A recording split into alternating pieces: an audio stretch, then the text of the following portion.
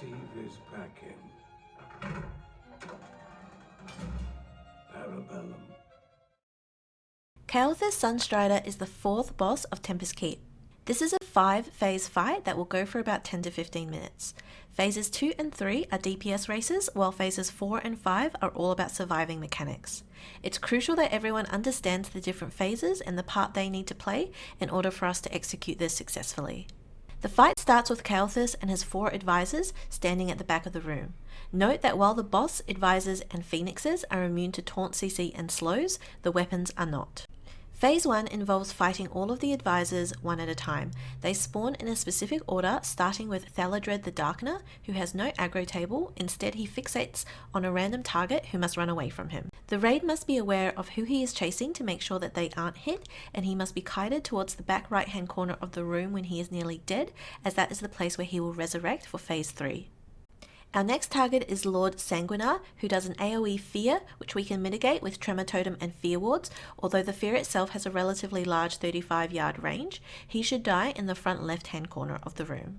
The third target is Grand Astromancer Capernian, who is tanked by a Warlock in the front right-hand corner of the room. He casts Conflagration to stun the Warlock tank and also does an AoE Arcane Explosion to anyone within melee range, so only ranged DPS will be attacking him. The Conflag on the Warlock tank also has a small AoE, so don't stand near him. The fourth and last target is Master Engineer Telonicus, a tank and spank with 2 abilities, Bomb, which is a small AoE on a target, and Remote Toy, which places a 60-second debuff on a random player that needs to be removed via a free action potion, otherwise it will continually stun you. He will be tanked in the front left-hand corner where Sanguinar was. Once all the advisors are down, we move into Phase 2, which is where we kill the 7 legendary weapons. The important weapons to note are the Cosmic Infuser.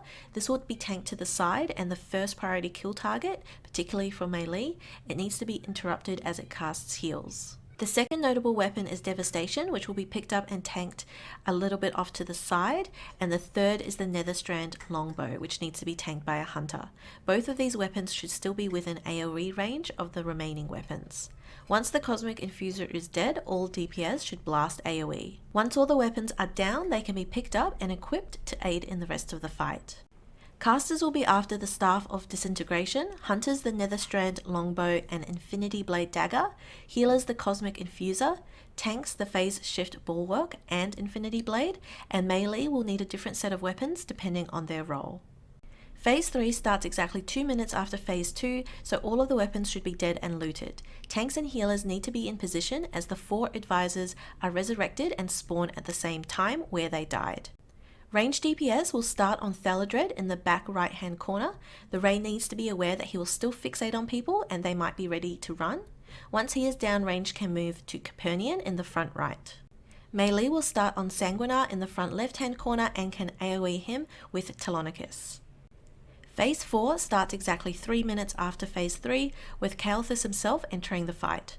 Ideally, only one advisor will be up at the start of this phase.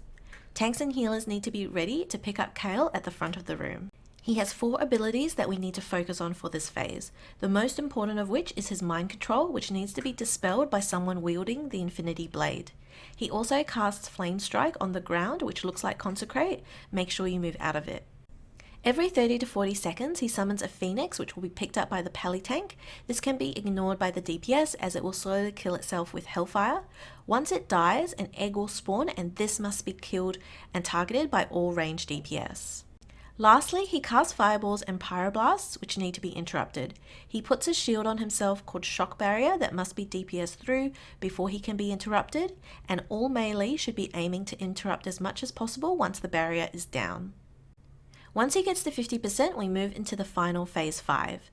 There will be a short cutscene to commemorate this moment, and after this, he will stop casting Mind Control and Pyroblast, but he will still cast Flame Strike and summon Phoenixes. He also gains 2 new abilities, the first of which is Gravity Lapse, which throws everyone up into the air. When this happens, there is no need to DPS as he will be spamming Barrier on himself. The raid needs to focus on spreading out to avoid chaining his second new ability, Nether Beam. While we are in the air, there will also be Nether Vapor gas clouds which must be avoided. This phase lasts 30 seconds and it's important that you fly close to the ground to minimize fall damage when it ends. At the end of gravity laps, Kaelthas and the Phoenixes will return to their prior tank targets as there is no aggro drop. Range need to interrupt his first fireball as tanks get into position, and this will repeat until we get him down. We will likely have 2 gravity lapse phases. Obviously, this is a super long fight and everyone just needs to be really conscious of their role and all the mechanics in the fight so that they can stay alive. Stay focused and we'll get this done.